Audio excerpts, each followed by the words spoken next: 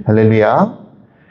에스겔 34장 말씀 우리가 함께 살펴보겠습니다. 어제부터 시작해서 이제 에스겔은 후반부에 접어들었다라고 말씀드렸습니다. 총 48장으로 구성되어 있는 에스겔에 이제 33장부터 시작해서 39장까지는 이제 이스라엘의 구원과 회복에 대한 그런 메시지가 담겨져 있습니다. 그 전까지는 유다의 이스라엘의 심판, 그리고 그 유다의 주변국가 열방의 나라들에 대한 7개 나라들에 대한 심판에 대한 예언이었습니다. 그런데 이제는 항상 어제도 말씀드렸지만 선지서의 그런 패턴처럼 앞부분은 심판의 내용이지만 뒷부분은 하나님이 항상 구원과 회복에 대한 메시지가 있다는 말씀을 드렸죠. 그래서 하나님이 앞으로 어떻게 회복시켜 나가실 것인가, 어떻게 구원해 나가실 것인가에 대한 그 말씀이 이제 계속 이렇게 전개가 되어 있습니다. 그런데 회복의 시작이 뭔가 어제 말씀드렸지만 회복의 시작은 다른 것이 아니라 모든 것들이 다 무너졌을 때, 함나게 되었을 때, 망했을 때 회복이 시작이 되더라는 겁니다.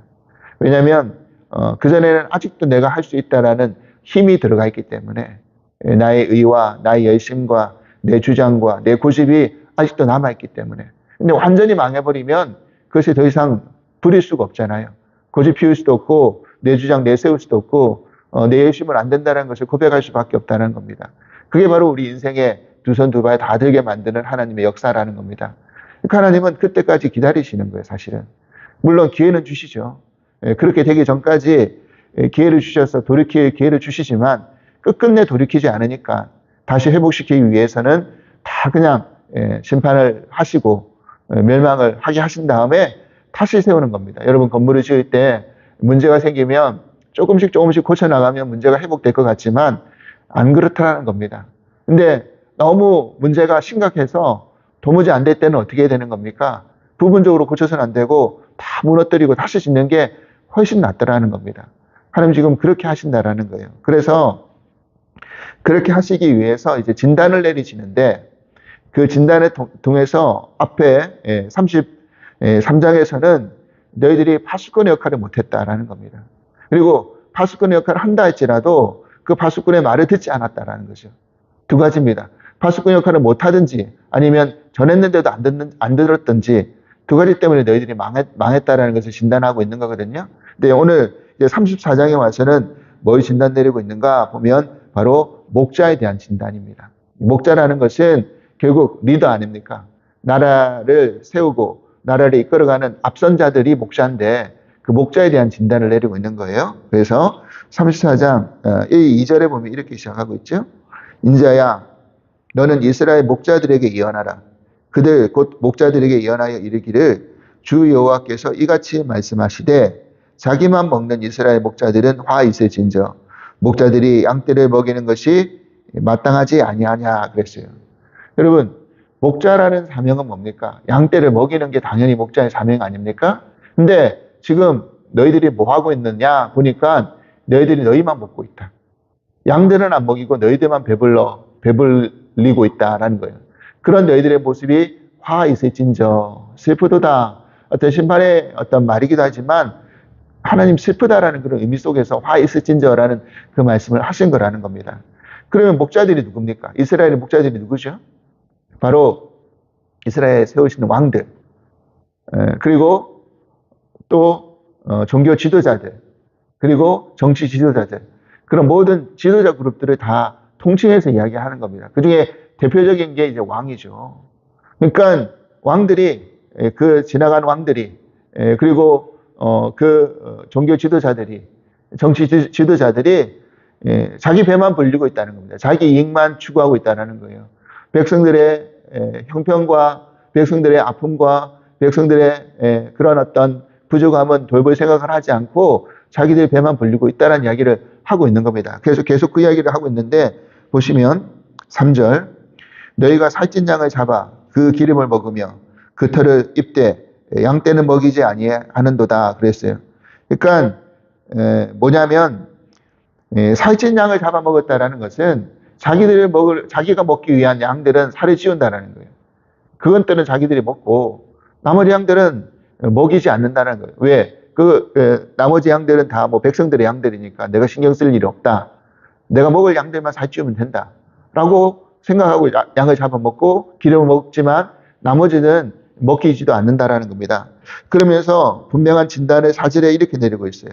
너희가 그 연약한 자를 강하게 아니하며 병든 자를 고치지 아니하며 상한 자를 싸매주지 아니하며 쫓기는 자를 돌아오게 하지 아니하며 잃어버린 자를 찾지 아니하고 다만 포악으로 그것들을 다스렸도다 그랬어요. 바로 이게 목자들의 모습이라는 겁니다. 너희들이 백성들이 연약할 때 그 연약한 백성들을 다시 강하게 만들어줘야 되고 병든 자들이 있으면 찾아가서 고쳐줘야 되고 상한 자들이 있으면 감싸주고 싸매줘야 되고 쫓기는 자들이 있으면 돌아오도록 권면해줘야 되고 잃어버린 자들이 있으면 다시 찾아와야 되는 게 목자 역할인데 너희들이 그렇게 하지 않는구나. 그리고 뭐로 다스린다고요? 포악으로요. 자기의 권위로 내가 목자인데 내가 왕인데 왜 내 말을 안 들어 하면서 포악스럽게 자기의 권위만 내세우고 자기 위신만 내세우고 자기의 명예만 내세우면서 그것들을 다스렸다 이렇게 이야기하고 있습니다. 그러니까 이 모습이 바로 이스라엘이 멸망하고 있는 모습, 멸망이 당한 모습이다라는 것을 진단 내리고 있는 거예요. 너희들의 목자가 이렇게 했기 때문에 이렇게 되었다. 그래서 결국 그렇게 되니까 5절에 보니까 뭐라고 되어 있습니까? 목자가 없으므로 그것들이 흩어져서 모든 뒷짐승의 밥이 되었도다. 목자가 있잖아요. 근데 목자가 없다라는 겁니다. 있어도 목자가 목자 역할을 못하니까 사꾼 목자가 되어버리니까 어떻게 되는 겁니까? 다 흩어져 버렸다. 그리고 그 흩어진 양들은 갈 바를 몰라서 뒷짐승의 밥이 되었다. 그 지금 바벨론에 망한 이스라엘 모습이 바로 이와 같다라는 이야기를 하고 있는 겁니다. 사실 그 전에 하나님이 경고하셨잖아요. 예레미야를 통해서 또 에스겔을 통해서 앞뒤로 경고했죠. 그래서 너희들이 바벨론에게 복종해라. 너희들이 망하는 것은 기정사실인데 그냥 복종해라. 왕이 만약에 그 말에 복종만 했다고 한다면 사실은 어떻게 됐을까요? 백성을 살릴 수 있었겠죠. 복종을 하면, 항복을 하면 백성을 살릴 수 있었는데 항복을 하지 않았던 겁니다. 왜 항복을 하지 않았을까요? 자기의 이익 때문에, 자기의 명예 때문에. 내가 지금 여기서 항복해버리면 자기의 위신과 자기의 명예가 다 사라진다라고 생각했기 때문에 항복을 하지 않는 거예요. 하나님 말씀 앞에 순종하지 않았던 거죠. 그러니까 결국 어떻게 됩니까? 그 마지막 왕 시드기야가 어떻게 됐죠? 두 눈 다 뽑히고 철사에 묶여서 끌려갔잖아요. 그리고 예루살렘이 1년 8개월 동안 그 포위되었을 때 그 극심한 그 굶주림으로 인해서 나중에는 어떤 일이 일어났습니까? 아비들이 자녀들을 잡아먹는 그런 끔찍한 일이 그 예루살렘 성 안에서 일어났다는 거예요. 그리고 결국 그 성이 무너질 때는 하나도 남지 아니하고 그냥 다 불태워지고 그리고 백성들은 다 어떻게 됩니까? 흩어지고 또 포로로 끌려간 사람들은 다 포로로 끌려가 버리고 이렇게 망해버린 겁니다. 바로 목자가 제대로의 역할을 감당하지 않았기 때문에 그렇다라는 겁니다. 그게 너희들의 진단, 너희들이 망한 이유다라는 것을 하나님이 이렇게 진단 내리고 있는 거죠. 그런데 이렇게 진단을 내리셨는데 근데 그 다음에는 어떻게 하시겠다는 겁니까? 이 33장 이후로부터는 뭐라고 말씀드렸죠? 회복이라는 거잖아요. 구원이라는 거잖아요. 그러니까 그럼 이제 회복시킬 건데 내가 어떻게 회복시킬 것인가 보면 이렇게 됐죠. 6절에 내 양떼가 모든 산과 높은 맷뿌리에마다 유리되었고 내 양떼가 온 지면에 흩어졌을 때 찾고 찾는 자가 없었도다라고 하면서 지금 하나님이 뭐라고 이야기하셨냐면 저 흩어진 양들이 누구라고요? 내 양떼다. 내 양떼다. 나의 양이다라는 거예요. 그러니까 목자들이 착각하는 게 뭐냐면 하나님이 맡겨주신 양들이 자기 양인 줄 아는 거예요. 자기 양이 아니고 하나님의 양이라는 거예요. 하나님의 양.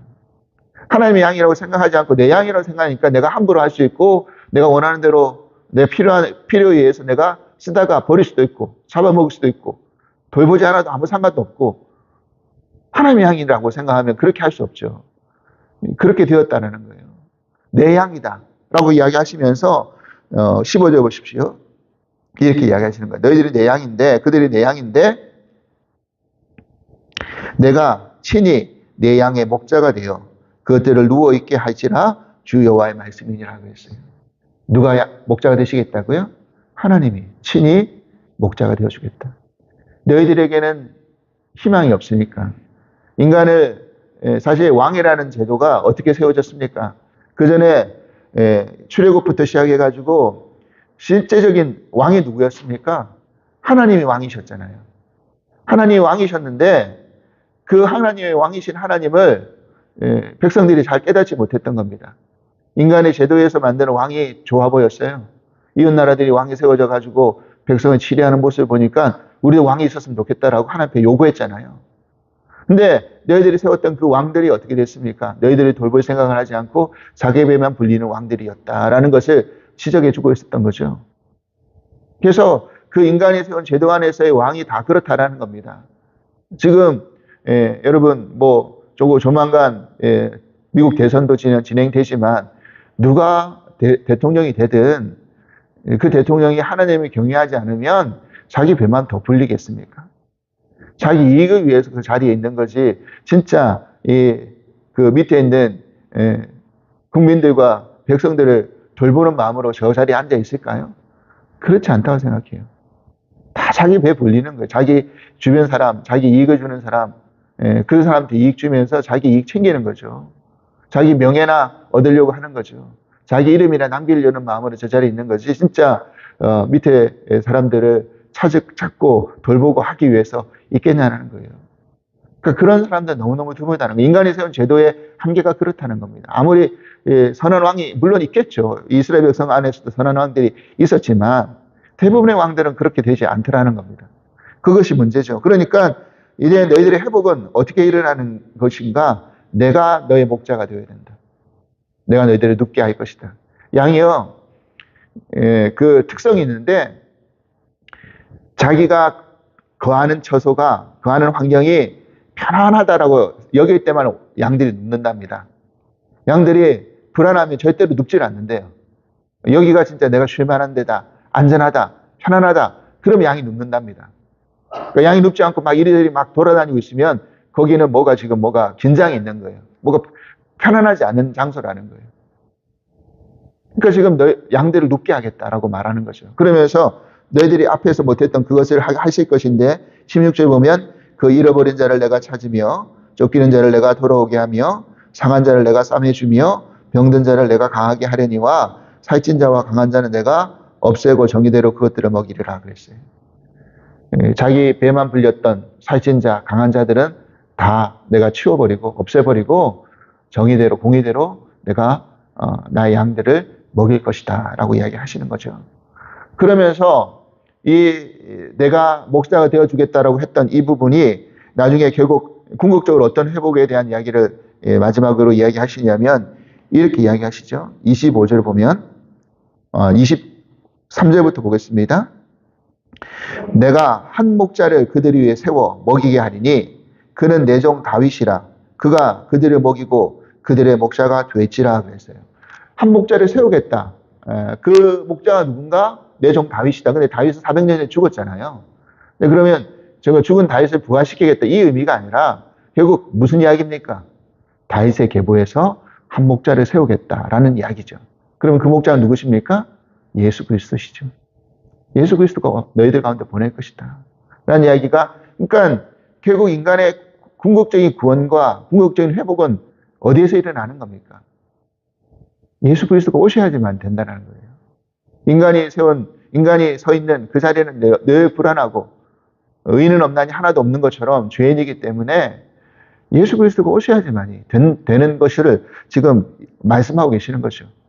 그러면서 24절 나 여호와는 그들의 하나님이 되고 내 종 다윗은 그들 중에 왕이 되리라. 나 여호와의 말이니라. 25절 내가 또 그들과 화평의 언약을 맺고 악한 짐승을 그 땅에서 그치게 하리니 그들이 빈들에서 평안히 거하며 숲을 가운데서 잘지니라. 그죠?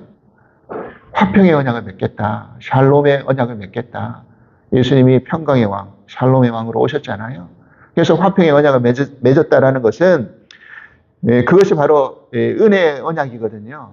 그러니까 이제부터는 행위의 구원이 아니라 율법을 지켜서 행위로 구원시키는 그런 방법이 아니라 누구든지 예수 그리스도를 믿으면 은혜 가운데 들어오면 그 화평의 언약 가운데 들어온다라는 거예요. 이게 바로 복음이라는 거죠. 구약에 있는 복음이라는 겁니다. 그래서 그 화평의 언약 가운데 들어왔기 때문에, 평강 가운데 들어왔기 때문에 뭐 하겠다고요? 평안히 거하고 쉰다, 잔다 라고 이야기하는 겁니다. 그러니까 지금 하나님을 떠난 인생, 하나님을 모르는 인생, 하나님 없이 사는 사람들의 그 삶의 모습을 가만히 지켜보십시오. 분주하기만 하죠. 뭔가 불안하기만 하죠. 걱정만 많죠. 거기에 무슨 평강이 있습니까? 많이 가진 자건 많이 없는 자건 상관없이 하나님을 떠난 사람들의 모습의 궁극적인 그 모습을 보면 욕심과 불안밖에 없어요. 거기엔 평강이 없단 말이죠. 복음을 모르는 이들에게는 평강이 찾아올 수가 없는 겁니다. 이야기를 하고 있는 것이죠. 그래서 26절 내가 그들에게 복을 내리고 내 산 사방에 복을 내리며 때를 따라 소낙비를 내리되 복된 소낙비를 내리리라 그랬어요. 그죠? 그래서 그 은혜의 비, 소낙비가 바로 은혜의 비 아닙니까? 복된 소낙비를 내려서 마른 땅을 적시고 가뭄의 땅을 해갈시켜주는 그런 역사를 한 목자를 보내서 그렇게 만들어 주겠노라라고 이야기하십니다. 이게 바로 하나님의 회복의 계획이었다는 겁니다. 진단하셨죠? 너희들의 문제가 뭐였다? 목자들이 문제였다. 너희들이 세운 왕이 문제였다. 그리고 그 세운 왕들에 붙어서 사는 종교 지도자들, 정치 지도자들은 다 문제였다.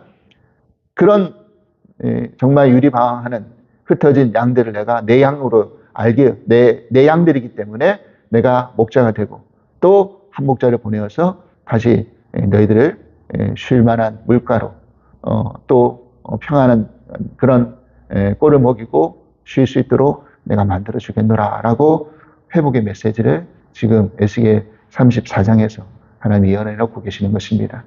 오늘 우리가 이 말씀을 다 곰곰이 우리가 다시 한번 생각해 보면서 우리가 가지고 있는 자리에서의 작은 목자입니다. 저도 목자이고 여러분들도 목자예요. 여러분 가지고 있는 그 장소와 자리에서 작은 목자이십니다. 그러면 작은 목자들, 목자의 역할이 뭔지를 오늘 분명히 말씀하고 있죠. 어려울 때, 연약할 때, 병들었을 때, 잃어버렸을 때, 또 쫓겨갔을 때 찾고 격려하고 세워주고 감싸주고 먹여주고 강하게 만들어주고 싸매주는 것이 목자의 역할이다. 이거 잃어버리면 안 된다. 나에게 맡겨주신 귀한 사명들 그렇게 잘 감당하시면서 주님 오시는 그날을 기다리면서 우리가 맡겨진 그 목자의 사명을 잘 감당할 수 있는 은혜가 있기를 주님으로 간절히 기도합니다. 하나님 감사합니다. 하나님의 회복의 메시지 얼마나 귀하고 복된 일인지 모릅니다. 하지만 그 회복이 일어나기 전까지 먼저 뭐가 문제인지를 우리가 진단하지 않고 그 문제의 그 원인을 찾지 못한다고 한다면 여전히 우리는 동일한 실수와 동일한 죄를 반복할 수밖에 없음을 깨닫게 됩니다. 에스겔 말씀을 통해서 왜 하나님께서 우리들에게 이 예언을 하고 계시는지를 다시 한번 생각하면서 진정한 목자의 역할이 무엇인지를 우리가 깊이 마음 가운데 새길 수 있도록 도와주시옵소서. 하나님은 잃어버린 자를 찾으시는 하나님, 쫓기는 자를 돌아오게 하시는 하나님, 상한 자를 감싸주시고 병든 자를 또 치유해 주시고 연약한 자를 강하게 만드시는 하나님이시라는 것, 그것이 목자의 사명이라는 것을 다시 한번 우리가 붙들면서 주님 오시는 날까지 작은 것이랄지라도 작지 않고 작은 것이라도 충성하면서 그런 목자 역할을 온전히 감당해 나갈 수 있는 은혜를 허락하여 주시옵소서. 감사하며 예수 그리스도 이름으로 기도합나이다. 아멘.